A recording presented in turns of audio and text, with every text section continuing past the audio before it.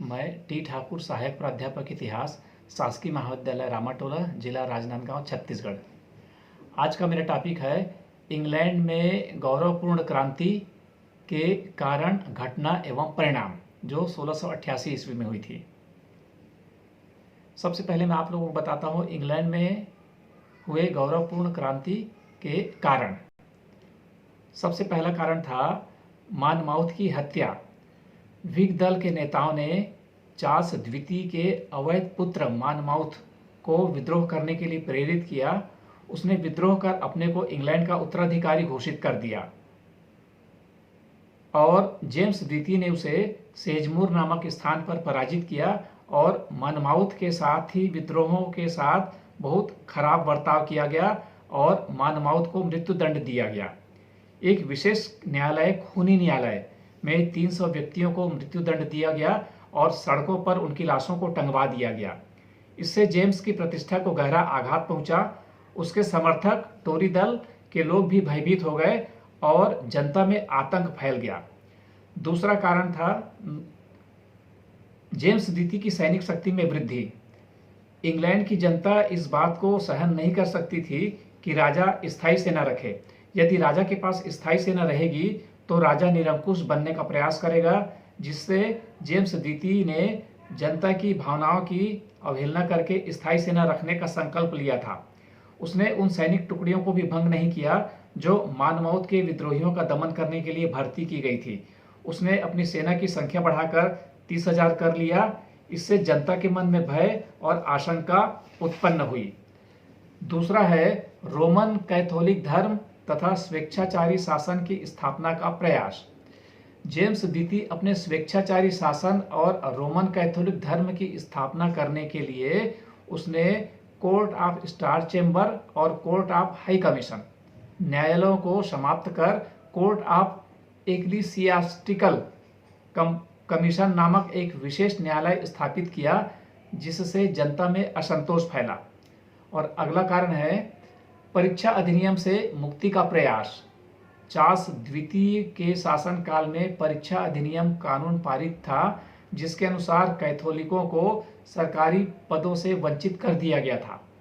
James कैथोलिकों को इस बंधन से मुक्त करना चाहता था और संसद उसके इस विचार से सहमत नहीं हुई थी। फिर भी जेम्स द्वितीय कैथोलिकों को परीक्षा अधिनियम से मुक्त करके सैनिक तथा असैनिक पदों पर नियुक्त करना आरंभ कर दिया था। तीसरा है दंड मुक्ति घोषणा।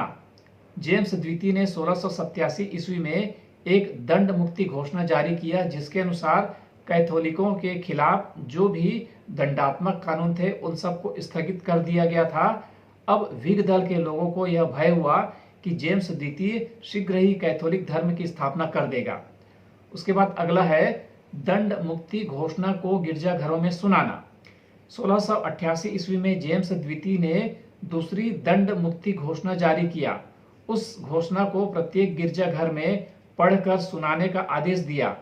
तब 7 बिशपों ने घोषणा को नहीं पढ़ने का निवेदन किया, तो जेम्स द्वितीय 7 बिशपों को जेल में डाल दिया और उन पर अभियोग चलाया, लेकिन ज्यूरी ने उन्हें मुक्त कर दिया। इससे सारे राष्ट्र में खुशी फैल गई।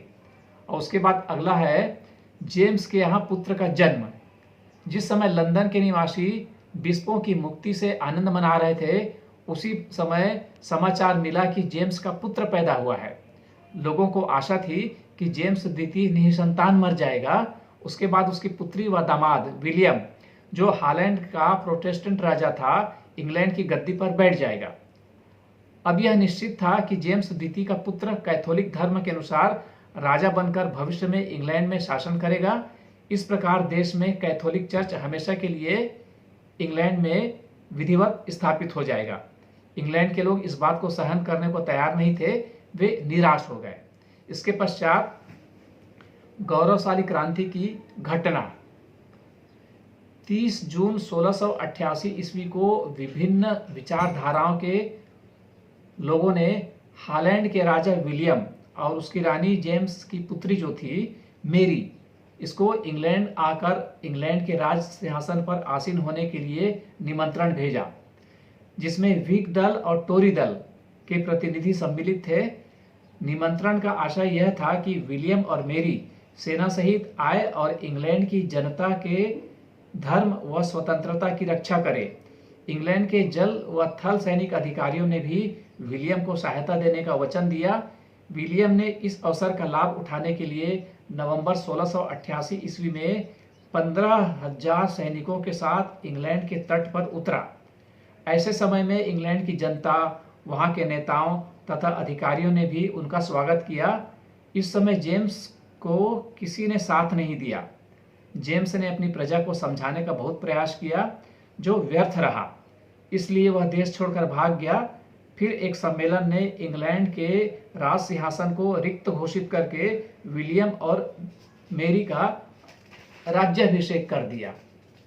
उसके पश्चात गौरवपूर्ण क्रांति के परिणाम। क्रांति संपन्न हो जाने के पश्चात 1689 ईस्वी में संसद ने अधिकार विधेयक नामक एक अधिनियम पारित किया, जिसके प्रावधान निम्नांकित थे।